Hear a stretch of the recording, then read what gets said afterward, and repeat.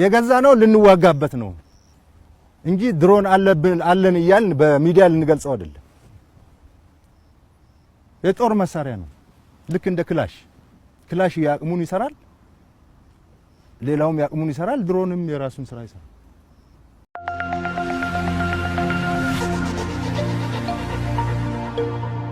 ሁሉም የእናንተን ምቾት ታሳቢ ማድረግ የሚንቀሳቀሰው ድርጅታችን ቴምር ፕሮፐርቲስ አሁን ደግሞ 40% ከፍለው ቀሪውን 60% ከ3 ዓመት የፎይታ ጊዜ በኋላ የሚከፍሉበትን ልዩ ዕድል አመቻችተናል። ይህ መገናኛ ጫካ ፕሮጀክት አጠገብ የሚገኘው ሳይታችን ከባለ 1 እስከ ባለ 3 መኝታ የቤት አማራጮችን ይዟል። ባለ 1 መኝታ 2.7 ሚሊዮን ብር ከፍለው ቀሪውን ሲረከቡ፣ ባለ 2 መኝታ 4 ሚሊዮን ብር ከፍለው ቀሪውን ሲረከቡ፣ ባለ 3 መኝታ 5.9 ሚሊዮን ብር ከፍለው ቀሪውን ቤቶን ሲረከቡ ይከፍላሉ። በተጨማሪም ሳር ቤት አደባባይ እንዲሁም ቡልጋሪያ ላይ አፓርትመንት ላይ የንግድ ሱቆችን ከ900 ሺህ ብር ቅድመ ክፍያ ጀምሮ ይዘን እንጠብቆታለን። ያሉን ጥቂት አማራጮች ብቻ ስለሆኑ ይፍጠን የሚል ሰሞኑን የወጣው ነገር በጣም አስቂኝ ነው። ወደ ካምፕ ይግባ የሚለው ብቻ ሳይሆን ምንድነው የሰማሁት በጣም የገረመኝ የኢትዮጵያ መከላከያ ሰራዊት ዳር ድንበር መጠበቅ ነው እንጂ በውስጥ ግጭት መግባት ስለሌለበት የውስጥ ግጭት ይቀጣጠል፣ መከላከያ ግን ካምፕ ይግባ የሚል ነው። የመከላከያ ሰራዊት ተልዕኮ አገሪቷን ሉዓላዊነት መጠበቅ ነው። የሚጠብቀው ደግሞ ጠረፍ አጥሮ አይደለም። ጠረፍ አጥሮ እዛ ምሽግ ሰርቶ ሰልፍ ሰርቶ እንደዛ አይደለም። መከላከያ ሰራዊት የሀገሪቷን ሉዓላዊነት የሚጠብቀው ራሱን እየገነባ ነው፣ እየሰለጠነ ነው፣ እየታጠቀ ነው፣ አቅም እያባዛ ነው፣ እየተደራጀ ነው የሚቆየው።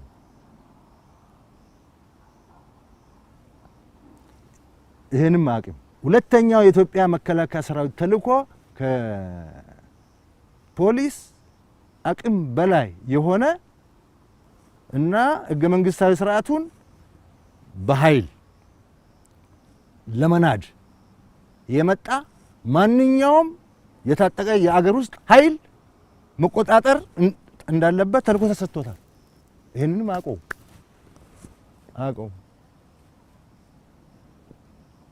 የማን ነው የአማራ ጽንፈኛ ትግል ከፖሊስ በላይ አይደለም ብቻ እንዳትለኝ፣ ወይም የፋን ማን ነው የሸኔ ትግል ከፖሊስ በላይ ነው እንዳትለኝ። ፖሊስ ወንጀል ነው የሚቆጣጠረው።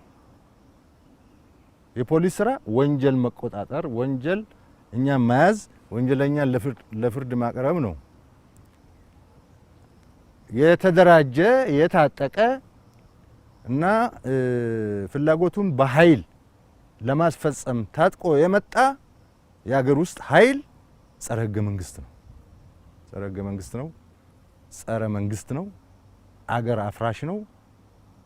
ህገ መንግስቱ በሚለው መሰረት መከላከያ ሰራዊት ይመክተዋል፣ ያስታግሰዋል። ይሄን ተረድቶ አይደለም የተናገሩት እነዛ ሰልፍ አዘጋጀን ያሉ ሰዎች። ስለዚህ የመከላከያ ተልዕኮ ካለማወቅ የመዘባረቅ ነገር አይችባቸዋለሁ። አንድ እሱ ነው። ሁለተኛ ወደ ካምፕ ይግባ ማለት ከመቼ ወዲህ ነው ፖለቲከኛ ወይም ምንድነው በሰላማዊ መንገድ እታገላለሁ የሚል ቡድን፣ ግለሰብ፣ ፓርቲ ለመከላከያ ሰራዊት ትእዛዝ የሚሰጠው? ካምፕ ግባ፣ ከካምፕ ውጣ፣ ይሄን ቦታ ያዝ፣ ይሄን ቦታ ልቀቅ። መቼ ነው እንደዚህ አይነት ስርዓት የትኛው ዓለም ላይ ነው ያለው የሚል ነገር መነሳት አለበት። ግን የገባኝ ይሄ ኃይል የጽንፈኛው የከተማ አንጃ ነው። የጽንፈኛው የከተማ አንጃ ነው። ጽንፈኛው አከርካሪ ሲመታ ተስፋ ላለመቁረጥ በከተማ ግርግር ሊመጣ የፈለገ ኃይል ነው። ስለዚህ እኛ ወደ ካምፕ አንገባም። ጸረ ሰላም ኃይሎችን እናስተካክላለን። ካስተካከልን በኋላ ወደ ራሳችን ስራ እንመለሳለን ብለን ነው የምናስበው። እና ትክክል አይደለም። እኔ ሰልፍ አልቃወምም፣ ሰላማዊ ሰልፍ አልቃወምም። የሆነ አጀንዳ ፈጥረ ሰላማዊ ሰልፍ ማድረግ መብት ነው። የሰሞኑ ሰላማዊ ሰልፍ ግን ሰላማዊ ሰልፍ አይደለም፣ ነውጠኛ የጦርነት አዋጅ ነው። መከላከያ ሰራዊትን ወደ ካምፕ የሚያስገባ ጫካ ያለውን ጽንፈኛ የታጠቀ ኃይል ደግሞ ወደ አደባባይ የሚያወጣ ወደ ከተማ የሚያስገባ በሰላማዊ ሰልፍ ደግሞ የተደገፈ ከዛ አገር የሚያፈርስ ነው። ስለዚህ መንግስት መከልከሉ ትክክል ነው ብዬ አስባለሁ። ይሄ ሰልፍ ተከለከለ ማለት ነገ ሰልፍ አይደረግም ማለት አይደለም። ሰልፍ ማድረግ ትችላለህ፣ ህዝብ የሚገዛ አጀንዳ ፈጥረ ማለት ነው። ወሮ በላ ለወሮ በላ 5 ሺህ ብር እየከፈልክ ከተማ ልትበጠብጥ ሰልፍ ትጠራለህ? ብሩ ደግሞ ከየት መጣ? ከታሪካዊ ጠላቶቻችን ነው የሚመጣው። ብዙ ወጣት አለ ይሄን የማያገናዝብ። ስራ ፍለጋ አዲስ አበባ ለመጣ ወጣት እየከፈልክ አዲስ አበባን ልታቃጥል ትክክል አይደለም፣ ትክክል አይደለም። ሰራዊቱን ወደ ካምፕ አስገብተህ ፍላጎቱን በኃይል ለመጫን የሚመጣው ጽንፈኛ ሁሉንም እንዲቆጣጠር ምቹ ሁኔታ ለመፍጠር ሰልፍ የሚጠራ ሰልፍ ትክክል አይደለም። ስለዚህ ካምፕም አንገባም፣ ምንም አገባቸውም። የኛ ተልእኮ እኛ እናውቃለን። የኛ ተልእኮ ባይዘው መሰረቱ ህገ መንግስት ነው። ህገ መንግስቱን ቀይራችሁ ማንኛውም የታጠቀ ኃይል በአማራ ክልል፣ በኦሮሚያ ክልል፣ በሶማሌ ክልል፣ በአፋር ክልል፣ በሌላውም ክልል እንደፈለገ ይፈንጭ፣ መከላከያ የውጭ ጠላት ካልመጣ በስተቀር ከካምፕ መውጣት የለበትም የሚል ህገ መንግስት ተረቁ። እንደዛ እናደርጋለን። እስከዛ ግን እኛ ተልእኳችን ነው የምንፈጽም ያለነው ለማለት ፈልጌ። ክቡር ፊልድ ማርሻል ቀደም ሲል ከነበረው በቅርቡ ከነበረው የኢትዮጵያ ሰላም አሁን በምን ደረጃ ላይ ይገኛል? እንደ ሀገር የመከላከያ ሰራዊቱስ የሀገርን ደህንነት በመጠበቅ ረገድ አሁን የሚገኝበት የዝግጁነት ደረጃ ምን ይመስላል? ያው እንደሚታወቀው ቀደም ሲል ሰሜን እዝ ከተመታ በኋላ ጦርነት ውስጥ ነበር። ያ ጦርነት ቀላል ጦርነት አይደለም፣ ከባድ ጦርነት ነው እና 2 ዓመት ከባድ ነው። አገሪቷ ከባድ የጸጥታ ችግር የገጠማት ጊዜ ነው። ይሄ ከዚህ ጎን ለጎን ደግሞ ሸኔ በዚህ ግርግር ለመጠቀም ከፍተኛ ርብርብ አድርጓል እና ሰሜኑ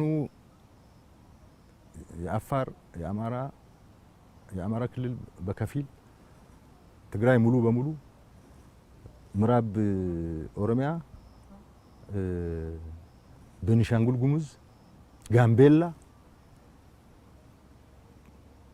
በቃ ችግር ነበር። የጸጥታ ችግሩ ሰፋ ያለ ነበር። ቤኒሻንጉል ላይ ህዳሴ ግድብ ለመስራት አስቸጋሪ እስከሚሆን ደረጃ የደረሰ የጸጥታ ችግር ነበር።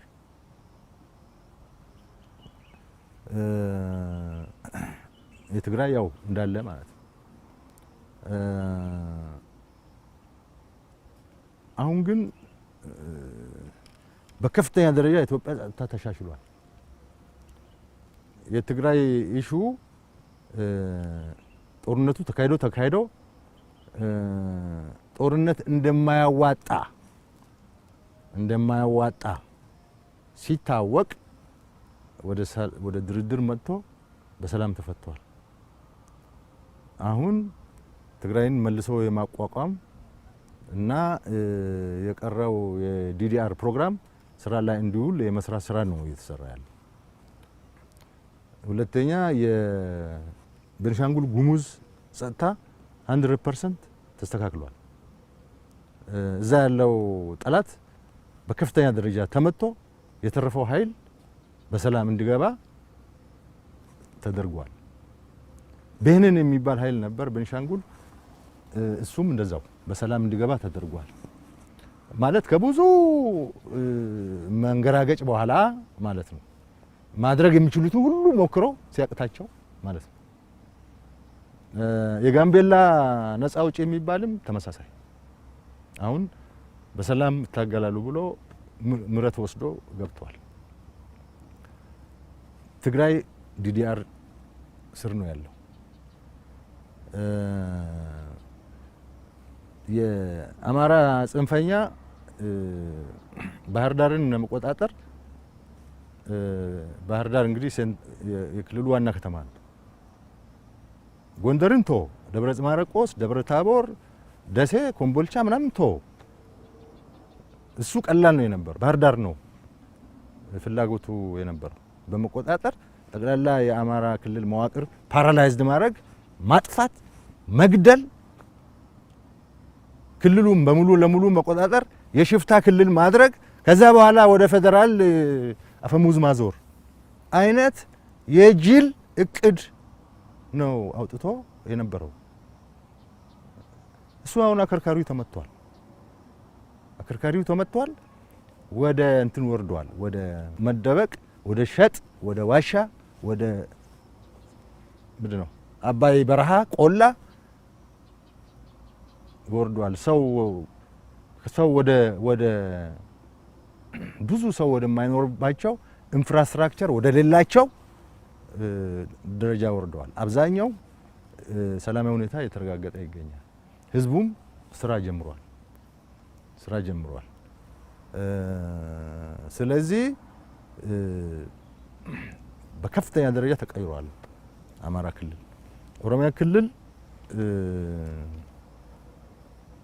ተመሳሳይ ነው ልክ እንደ አማራው ሸኔ ምን አጠፋ የማን ነው ታንዛኒያ ድርድር ላይ ያለ ድርድሩ መንግስት ተገዶ እንዲቀበል ያለ የሌለ ኃይላችንን አውጥተን መንግስትን እናስጨንቀው የሚል የሞኝ ፖለቲካ እና ስትራቴጂ ነድፎ ሰራዊቱን በሙሉ አውጥቶ ከመከላከያ ጋር አጋጨውና ምናልባትም ብዙ አመት የደከመበት ኃይሉ ተመቷል በማሰልጠን በማዘጋጀት በማለማመድ ብዙ ጊዜ የደከመበት ኃይሉ ተመቷል ኮር ኃይሉ ተመቷል አሁን ምራብም ቢሆን በተነጻጻሪ ጥሩ እንቅስቃሴ ያለበት ነው በወታደራዊ ጥበብ እኮ መጀመሪያ ራስን ትገመግማለህ ከዛ ጠላት ትገመግማለህ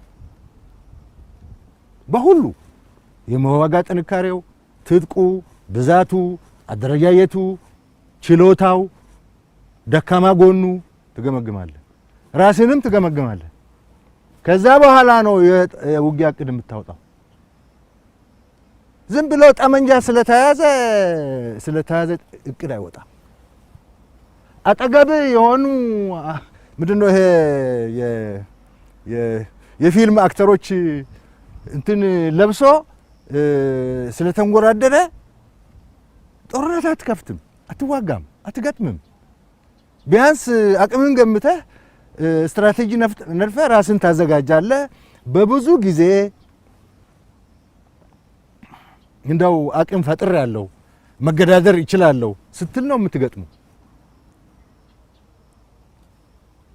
ግማሹ ምንድነው የቆመ ጠብቀኝ ያዘ ግማሹ ክላሽንኮቭ እና ብሬን ያዘ በጣም አልፎ ዲሽቃ ያዘ መንግስትን አስገድጄ ምንድነው የሰላም ድርድሩ እንዲቀበል አረጋለሁ ብለ ዘመቻ ትከፍታለህ በህይወቱ እንደዚህ ተመተዋቀ ሰርቫይቭ ለማድረግ ብዙ ጊዜ ይወስድበታል አሁን ወደ ግለሰቦች እንትን ተሻገረዋል ምንድነው ከተማ ላይ ቦምብ ወደ መጣል ተስፋ መቁረጥ ማለት ነው አማራ ክልልም እንደዛ ሆኗል በዚህ ተስፋ ሲቆርጥ ከተማ ላይ ተይና አንድ ቦምብ ትጥላለህ እከለ የሚባል ሰውዬ ግደሉት ትላለህ 7 ሆነና መንገድ ላይ ወጥተ መኪና በቃ ወደዛ ነው ተሸጋገረው። ስለዚህ መከላከያ ሰራዊት የአገሩን ሰላም ደህንነት ለማስጠበቅ በጣም እየሰራ ነው፣ እየለፋ ነው። እኛ ሪፖርት ስለማናደርጉ ነው ለህዝቡ እንደ ፖለቲከኛ እየወጣን ቀን አንለፈልፍም። ኢትዮጵያ ጥሩ እሊቶች አሏት።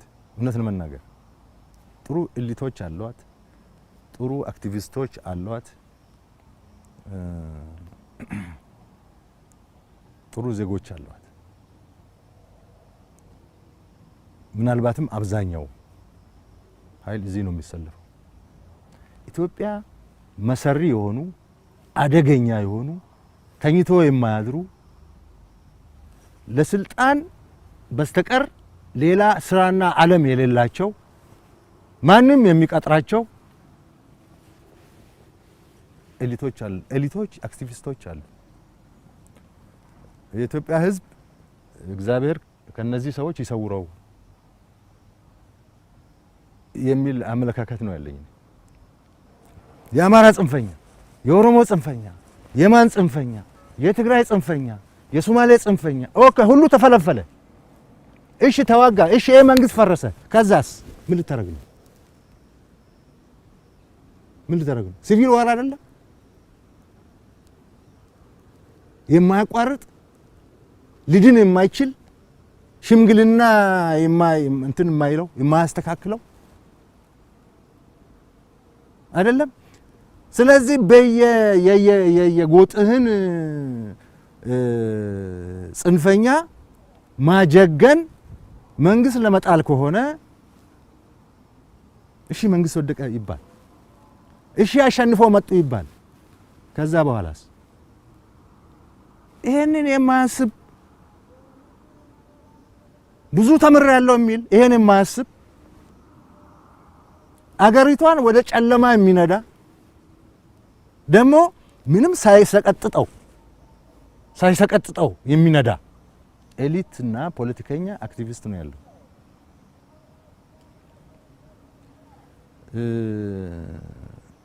እውነት ለመናገር ብዙ ፖለቲከኞች ናቸው ወይ የሚል ጥያቄ እንድታነሳ ያስገድዳል። ብዙ ምንድነው ዓላማው? ወዴት ነው የሚፈልገው?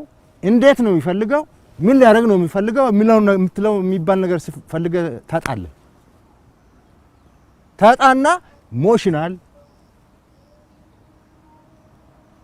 ለቀን የሚያስብ በጉርሻ የሚሰራ ሁሉም የእናንተን ምቾት ታሳቢ ማድረግ የሚንቀሳቀሰው ድርጅታችን ቴምር ፕሮፐርቲስ አሁን ደግሞ 40% ከፍለው ቀሪውን 60% ለ3 ዓመት የፎይታ ጊዜ በኋላ የሚከፍሉበትን ልዩ ዕድል አመቻችተናል። ይህ መገናኛ ጫካ ፕሮጀክት አጠገብ የሚገኘው ሳይታችን ከባለ 1 እስከ ባለ 3 መኝታ የቤት አማራጮችን ይዟል። ባለ 1 መኝታ 2.7 ሚሊዮን ብር ከፍለው ቀሪውን ሲረከቡ፣ ባለ 2 መኝታ 4 ሚሊዮን ብር ከፍለው ቀሪውን ሲረከቡ፣ ባለ 3 መኝታ 5.9 ሚሊዮን ብር ከፍለው ቀሪውን ቤቶን ሲረከቡ ይከፍላሉ። በተጨማሪም ሳር ቤት አደባባይ እንዲሁም ቡልጋሪያ ላይ አፓርትመንትና የንግድ ሱቆችን ከ900 ሺህ ብር ቅድመ ክፍያ ጀምሮ ይዘን እንጠብቆታለን። ያሉን ጥቂት አማራጮች ብቻ ስለሆኑ ይፍጠኑ። ሲያጎርሱት በደንብ የሚያጣላ ጉርሻ ሲያጣ ዝም የሚል አይነት ሰዎችን እየበዙ ነው ኢትዮጵያ ውስጥ። በጣም እኛ በመረጃ የምናውቃቸው ደሞዝ ተከፍሏቸው ጸረ ኢትዮጵያ የሚሰሩ ምሁራን አሉ። ደሞዝ ተከፍሏቸው ደሞዝ የሚከፍላቸው ኃይል እንትን አለው፣ ዓላማ አለው፣ ፍላጎት አለው። እሱ ደሞዙን ነው የሚያየው። ከዛ በል የተባለውን ነው የሚለው፣ ጻፍ የተባለውን ነው የሚጽፈው። አንዳንዱ አሳፋሪ ነው። ወደ ሚዲያ አውጥቶ ለመናገር አሳፋሪ ነው። እኔ ይሄ አይነት ኃይል መቼ ነው የፈጠርነው? እንዴት ነው የፈጠርነው? እንትን ይለኛል። የኢትዮጵያ ማህበረሰብ ምንድነው የሆነው? ምንድነው የገጠመው ብዬ እንዳስብ አደረገኛል። የሌላ ሀገር ዲያስፖራ ቴክኖሎጂ እንትን እያደረገ ቴክኖሎጂ እየቀዳ ወደ ሀገሩ ይልካል። ምንድነው ይሄ ዶላር ወደ ሀገሩ ይልካል። የራሱን አገር ህዝብና መንግስት በየሜዳው በየደረሰበት አያብጠለጥልም እንዴ። ከተርኪ በላይ ከቻይና በላይ እንትን ያለው እኮ የለም። ስደተኛ ዲያስፖራ ያለው የለም። ተርኪዎች አገራቸውን አሁን ገናና ያደረጉት አንዱ ዲያስፖራው ነው። የዲያስፖራ ሚና ነው። በሬሚታንስ ሆም ብሎ ሰብስቦ አጠራቅሞ ይልካል። በየ2 ወሩ ዋይት ሃውስ ላይ ምንድነው ስቴት ዲፓርትመንት በር ላይ አይታዩም።